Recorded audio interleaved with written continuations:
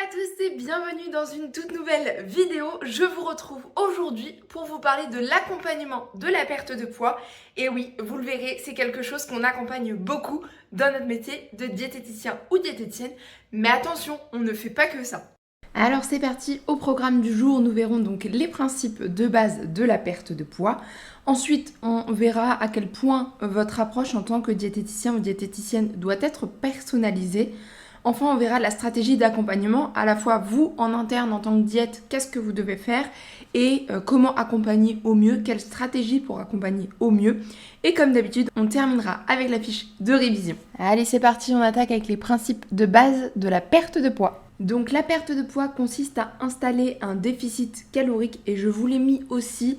Ça consiste aussi à briser les idées reçues. Les personnes que vous recevez en cabinet, en consultation ou à l'hôpital, peu importe, ont souvent beaucoup d'idées reçues qui freinent leur perte de poids. Donc ça va commencer par éliminer le mythe des aliments qui font grossir, par éliminer le mythe des aliments qui font maigrir aussi.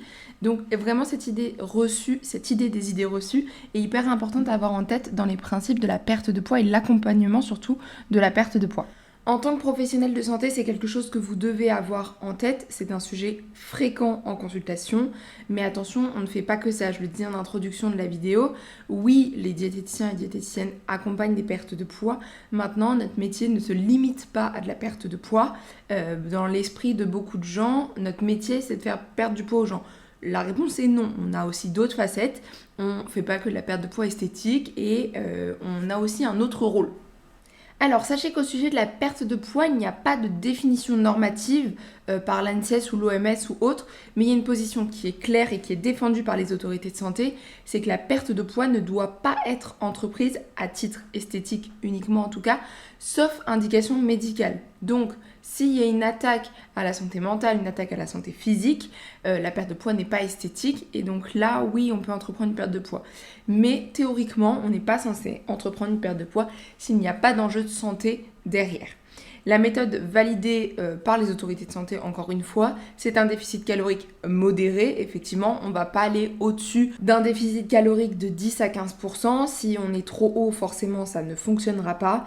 On va viser de l'équilibre nutritionnel, on va promouvoir l'activité physique et notre rôle est d'assurer le suivi professionnel. Voyons maintenant à quel point il est important que nous ayons une approche personnalisée pour accompagner chacun de nos patients.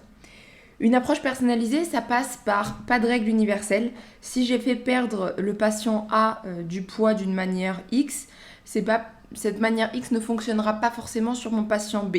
Donc oui, on a des bases, des connaissances, un socle théorique, mais on n'instaure pas de règles universelles. C'est à nous de trouver la solution d'accompagner le patient A qui sera différente du patient B, qui sera différente du patient C. Ensuite se pose bien évidemment la question de la ration alimentaire. D'ailleurs, je vous ai fait à ce sujet un post Instagram sur le pour ou contre de la ration alimentaire, n'hésitez pas à aller le voir. C'est pas automatique de faire une ration alimentaire.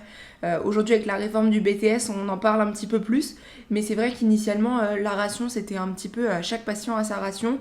Une ration alimentaire n'est pas automatique, donc ce sera à vous de juger si oui ou non il est nécessaire d'en faire une ou pas.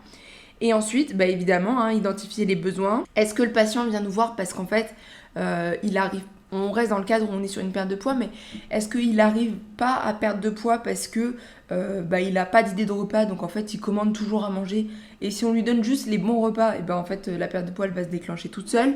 Est-ce que c'est de l'organisation en cuisine? Est-ce que c'est les courses? Est-ce que c'est de l'organisation au quotidien et du coup il n'arrive pas à aller faire de sport, mais par contre il a le temps de bien faire à manger? Voilà, nous ça va être notre rôle par notre anamnèse, par nos questions, d'aller identifier les besoins précis de nos patients. Ensuite, je voulais faire un point sur cette partie-là parce que c'est vrai qu'en BTS, je trouve qu'on l'apprend assez peu. Alors à chaque fois, je dis BTS parce que c'est le diplôme par lequel je suis passée, mais j'ai pu accompagner des DUT ou des choses comme ça et je sais que c'est un petit peu pareil. On parle assez peu de notre pratique, nous, en interne. Ok, on accompagne une perte de poids, mais qu'est-ce que moi je fais concrètement en tant que diète pour que mon suivi soit le plus optimal possible? Quelque chose qui peut sembler parfois évident, dans un premier temps, on essaye de noter tous les détails, y compris ce qui nous semble insignifiant. Au moment où le patient nous le dit, ça peut sembler complètement insignifiant. On peut se dire, ouais, ok. On note toujours l'info. À un moment, on pourra peut-être faire un lien avec cette info, peut-être dans 2, 3, 4 consultations, mais on note toutes les infos. On essaie d'avoir une anamnèse. Donc l'anamnèse, c'est ce que vous faites au premier rendez-vous, c'est cette sorte de long questionnaire. On verra comment on fait une anamnèse un peu plus sympa qu'un interrogatoire de questions-réponses.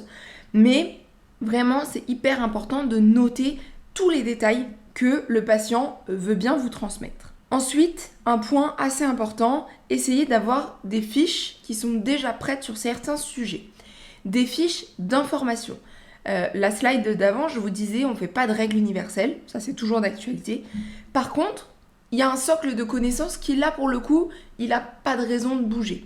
Donc vous pouvez avoir une fiche par exemple sur les oméga 3 avec les aliments riches en oméga 3, des exemples pour consommer un peu plus d'oméga 3. Ça, c'est pas une règle universelle. Ça, c'est un socle de connaissances que vous pouvez transmettre si votre patient est en manque d'oméga 3 par exemple. Donc ça, c'est toujours bien d'en avoir sous le coude, comme ça, en fonction des problématiques et des besoins du patient, vous pouvez transmettre une fiche adaptée. Vous lui envoyez pas un énorme socle de fiches, c'est pas le but. Par contre, une fiche bien ciblée, bien adaptée peut être très intéressant. Et ensuite, un point que j'ai trouvé hyper important et que je ne faisais pas du tout au début de ma pratique. Au début de ma pratique, en consultation de suivi, j'ouvrais le document de la fois d'avant, je le relisais pendant que mon patient était en face et on démarrait. Et en fait, maintenant, ce que je fais, c'est que la veille, j'ouvre, ça me prend mais vraiment 10 minutes, j'ouvre le fichier patient et je relis ce qu'on s'est dit la dernière fois et je me fais des petites notes en disant ah bah ça faudra qu'on revoie si ça a été mieux, ça a été mieux, et vraiment je fais 2 lignes. Et ça, je trouve que c'est assez important et ça garantit une consultation de meilleure qualité. Maintenant qu'on a vu tout ça, on va pouvoir passer à la stratégie d'accompagnement, donc comment on accompagne au mieux nos patients. En tant que diète, c'est vrai qu'on va avoir ce rôle de susciter l'envie aux patients de revenir. On va devoir provoquer l'envie aux patients, susciter l'envie pour qu'ils reviennent. Donc pour ça, l'espacement des rendez-vous, il va être important. Il y a des patients qui vont avoir besoin qu'on se voit toutes les semaines. Il y a des patients qui vont avoir besoin plutôt toutes les 2 semaines. Il y en a qui auront besoin que ce soit un peu plus espacé, par exemple tous les mois. Ça va dépendre aussi de leurs problématiques. Mais c'est aussi à nous parfois de dire je pense que ce rythme-là peut être plus adapté selon vos besoins. Donc tout ça, ça vient aussi avec l'expérience, ça vient aussi avec le temps, mais c'est important d'avoir aussi un système de relance des rendez-vous. Si vous voyez que le rendez-vous n'a pas été pris, de le relancer par un petit message, j'espère que tout va bien, il est peut-être temps de commencer à voir pour prendre le prochain rendez-vous, de l'appeler ou des choses comme ça. Et ensuite, c'est ce que je vous ai mis, maintenir le contact. Il y a certains patients qui vont avoir besoin, ils n'ont pas forcément les moyens d'aller faire une consultation toutes les semaines, mais par contre, un petit point par SMS ou un petit point par appel entre les consultations peut vraiment les aider. Alors là, il y a 2 teams. Il y a la team de « je suis pas rémunérée, je le fais pas » et que j'entends totalement, et la team de « je considère que ça fait partie du suivi ». Moi, je suis plutôt de la 2e team. Voilà, peut-être que ça évoluera. Après, j'ai pour l'instant pas un agenda qui est... Enfin, si, il est blindé à 100%, mais je fais en sorte que ça rentre, on va dire. Mais maintenir le contact peut vraiment faire la différence chez certains patients. Un point qui fera aussi bien évidemment partie de votre stratégie d'accompagnement, c'est l'ETP, donc l'éducation thérapeutique du patient, ou là, je vous ai mis éducation nutritionnelle du patient. C'est vraiment, pendant la consultation, essayer de faire passer des petits messages. Un choix entre 2 aliments, comment je fais mon choix sur les aliments, casser les idées reçues, on en a parlé au début. Voilà mon petit déj, est-ce que je prends un jus d'orange ou est-ce que je prends un fruit ? Est-ce que je prends un fruit ? Est-ce que ça vaut le coup ? Toutes ces questions-là, c'est bien de les avoir en tête et de savoir un petit peu quel message vous voulez faire passer. Là encore, ça viendra avec l'expérience, mais c'est aussi vous en tant que diète, votre ADN, votre identité, qu'est-ce que vous voulez faire passer ? Et qu'est-ce qui fait du coup que votre suivi est le vôtre et pas celui de la diète d'à côté. Ensuite, il y aura ce travail sur le comportement alimentaire. Donc vraiment par comportement alimentaire, je l'entends au sens large. Comment se comporte le patient au moment des repas, au moment de manger ? Est-ce que c'est une source d'angoisse ? Est-ce que ça se passe bien ? Est-ce qu'il mange vite ? Est-ce qu'il prend son temps ? Est-ce qu'il a faim quand il mange ? Est-ce qu'il est à satiété ? Voilà, toutes ces questions-là, c'est bien de savoir se les poser. Et c'est bien aussi d'être, tant qu'on est sur cette page, sur les comportement alimentaire, c'est bien d'être très transparent si vous ne vous sentez pas à l'aise ou si vous n'avez pas les compétences pour accompagner un trouble du comportement alimentaire, mais que par contre vous avez décelé que là il y a un trouble du comportement alimentaire.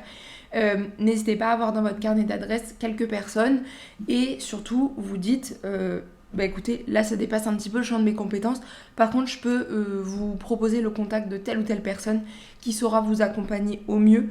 Et là, alors à mon grand étonnement, pour le coup je suis assez surprise, c'est très souvent mal vu par les patients. En tout cas, tous ceux pour qui ça m'est arrivé, dans 70% des cas ça s'est pas très bien passé. Parce qu'en gros ils ont l'impression que vous les abandonnez. Alors que je trouve pas, enfin, je préfère qu'on les renvoie vers un professionnel adapté. Et si jamais il y a des diètes qui regardent cette vidéo, dites-moi si vous ça s'est bien passé. Moi ça s'est assez souvent mal passé, mais je reste convaincue que si je n'ai pas la compétence pour accompagner telle ou telle pathologie, je préfère renvoyer vers un professionnel de santé qui sera en mesure de le faire. Allez, promis, on arrive bientôt au bout. Et pour cette dernière slide, un point qui est très important, c'est d'encourager et de faciliter vraiment la mise en place des recommandations chez le patient. On encourage chaque petit objectif, chaque petit pas, chaque petite marche franchie. C'est important de bien féliciter et de bien montrer que on est content, on est fier de ce qu'a fait le patient et il est en bonne voie.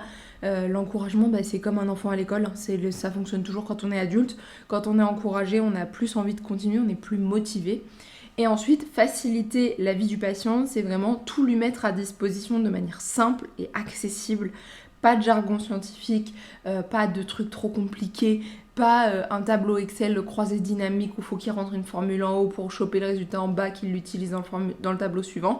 Non, ça c'est votre tambouille à vous. Par contre, lui, il lui faut quelque chose de simple, de lisible et de clair. Et ça va vraiment lui faciliter la vie et garantir, ou en tout cas maximiser les chances de réussite de votre suivi. Et nous y voici, nous y voilà, nous sommes à l'étape de la fiche de révision qui veut dire fin de leçon. Cette fiche de révision, je le rappelle, est disponible donc ici sur la vidéo, dans la newsletter. Si tu n'as pas encore rejoint la newsletter, c'est le moment de le faire, tu reçois les fiches de révision toutes les semaines et je te dis un immense merci d'avoir visionné la leçon. Si tu as la moindre question ou d'autres envies pour des prochaines vidéos, n'hésite pas à me dire ça dans les commentaires. À lundi prochain.